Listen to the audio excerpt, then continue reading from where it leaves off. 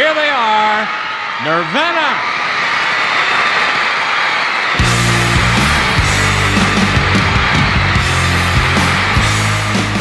Kurt Cobain and Krist Novoselic met while attending Aberdeen High School in Washington.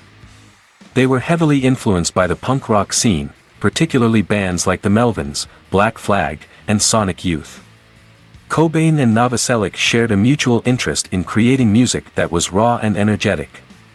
Nirvana's early days were characterized by a rotating lineup of drummers, including Aaron Burkhardt, Dale Crover, and Chad Channing. The band recorded their first demo tape in 1988 with producer Jack Endino, who helped them secure a deal with the independent record label Sub Pop.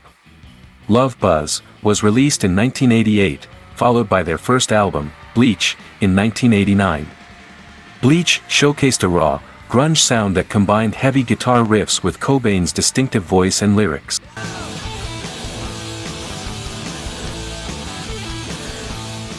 Bleach was recorded on a modest budget of $606.17, which was partially funded by Jason Everman, who briefly played guitar with the band.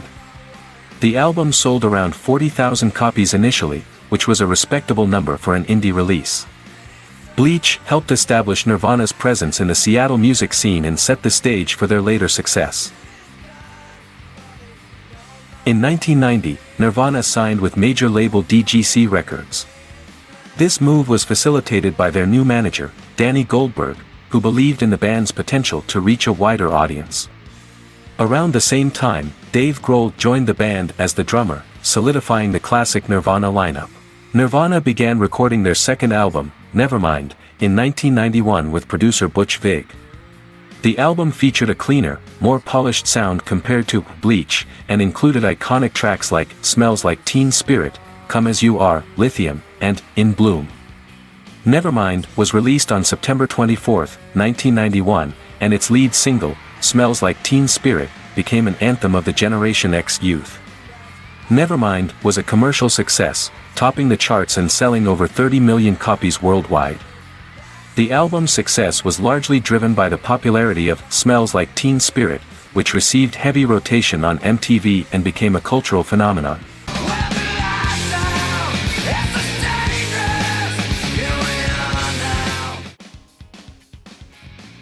Following the success of Nevermind, Nirvana embarked on extensive tours across the United States, Europe, and Japan. The band faced intense media scrutiny and public attention, which often clashed with Cobain's desire for privacy and his discomfort with the commercialization of their music during this period. Cobain's personal life became increasingly turbulent.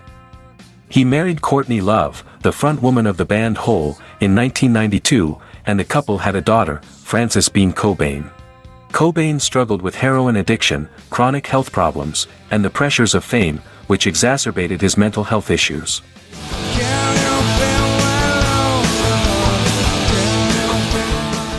Nirvana began recording their third and final studio album, In Utero, in 1993 with producer Steve Albini. Tracks like Heart-Shaped Box, Rape Me, and All Apologies reflected Cobain's introspective and often dark lyrical themes. Despite some initial controversy, In Utero was well received by critics and fans alike, further cementing Nirvana's legacy. Despite the success of In Utero, Nirvana faced growing internal tensions and external pressures.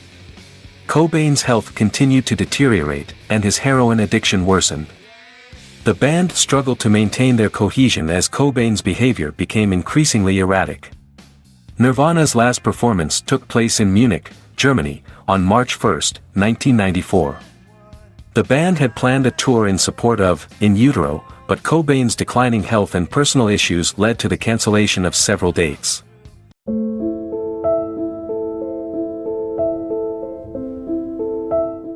On April 5, 1994, Kurt Cobain died by suicide at his home in Seattle. His death marked the end of Nirvana, leaving a profound impact on the music world. Cobain's death was widely mourned, and he was remembered as a voice of his generation.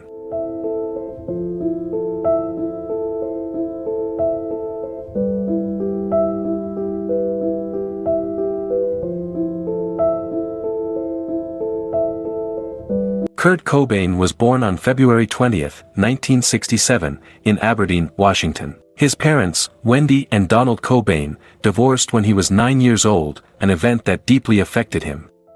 Cobain later described this period as the beginning of his sense of isolation and abandonment. He lived with various relatives during his childhood and struggled to find stability and a sense of belonging. Cobain was diagnosed with bipolar disorder and battled severe depression throughout his life. His lyrics often reflected his inner turmoil, with themes of alienation, existential angst, and a longing for escape. Despite his success, Cobain found it difficult to cope with his mental health issues, which were exacerbated by the demands of his career and personal life. Cobain suffered from chronic bronchitis and severe stomach pain, which was later diagnosed as a chronic gastrointestinal condition. This constant physical discomfort was a significant burden and often led him to self-medicate with drugs to alleviate the pain. Cobain's struggle with substance abuse was a major issue throughout his life. He began using drugs in his teenage years and eventually became addicted to heroin in the early 1990s. His heroin use was both a means of coping with his chronic pain and a way to escape his emotional distress. Despite multiple attempts to quit and several stints in rehab, Cobain struggled to overcome his addiction. While Cobain was deeply devoted to his daughter, his marriage was tumultuous. Both Cobain and Love struggled with substance abuse, and their relationship was often marked by volatility and conflict. The immense and sudden success of Nirvana's album, Nevermind, brought Cobain into the global spotlight almost overnight. He was uncomfortable with the level of fame and the expectations placed on him as the spokesperson for a generation. Cobain felt that his artistic vision was being overshadowed by the commercial aspects of his success. Cobain's life and actions were heavily scrutinized by the media. His relationship with Courtney Love was a frequent target of tabloids, and rumors about his drug use and personal life were rampant.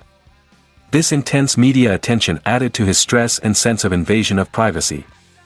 Friends and family tried multiple times to intervene and help Cobain with his addiction and mental health struggles.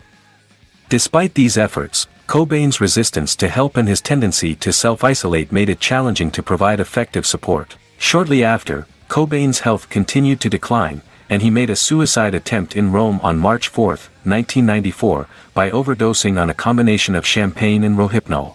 He was hospitalized and returned to Seattle after recovering. On April 5, 1994, Cobain died by suicide at his home in Seattle.